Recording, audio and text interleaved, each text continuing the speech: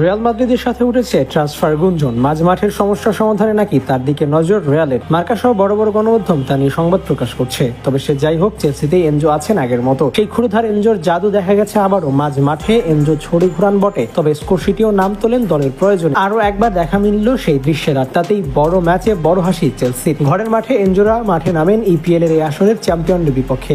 আর সেখানে অতিথিদের শুরুতেই গোল দিয়ে বরণ করে চেলসি। সেটার শুরুটা আসে এনজোর মাধ্যমেই, তাও আবার ম্যাচের 3 মিনিটে। কাউন্টার অ্যাটাক থেকে গড়ে ওঠে আক্রমণ। সেখান থেকে ডান দিক থেকে করা আক্রমণে বল নিয়ে আগান উইঙ্গার নেতো। বল পায়ে বাড়িয়ে দেন ফাঁকায় থাকা এনজোকে। সুযোগ হাতছাড়া করেনি এই আর্জেন্টাইন। তার পূর্ণ ব্যবহারই করেছেন। তার দারুণ শটে গোল পায় চেলসি। লিড নিয়ে ম্যাচের শুরুতে প্রথমার্ধে যেটি থাকে ম্যাচের একমাত্র গোল। এই মৌসুমে এ নিয়ে 20 গোল অ্যাসিস্ট হয়েছে এনজোর।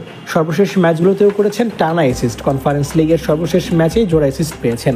আর তাতেই পাত্তা পায়নি প্রতিপক্ষ সুইডিশ ক্লাব জিওগার্ডেন। এর আগের এভারটন ও ফুলহামের বিপক্ষে 2 ম্যাচে অ্যাসিস্ট পেয়েছেন। এভারটনের বিপক্ষে জ্যাকসনের একমাত্র গোলে অ্যাসিস্ট আসে এনজোর পা থেকে। আর ফুলহামের বিপক্ষে নেতোর অতিরিক্ত সময়ে গোল জয় পায় চেলসি। সেটার অ্যাসিস্ট দাতাও আর কেউ নন, এনজো ফার্নান্দেস স্বয়ং। জাতীয় দলের হয়ে চির প্রতিদ্বন্দ্বী ব্রাজিলের বিপক্ষে সর্বশেষ ম্যাচে গোল অ্যাসিস্ট পেয়েছেন। ক্লাবে এসে সেই ফর্মটাকেই ধরে রেখেছেন এনজো। এর আগে রিভার প্লেটের হয়ে এক মৌসুমের সর্বোচ্চ 17 গোল অ্যাসিস্ট করেছেন এনজো ফার্নান্দেস। এবার ছাড়িয়ে গেছেন সেটিকেও। এক আসরে তুলে নিয়েছেন 20টি গোল অ্যাসিস্ট। জাতীয় দলের হয়েও বারবার উজ্জ্বল এই আর্জেন্টাইন তারকা।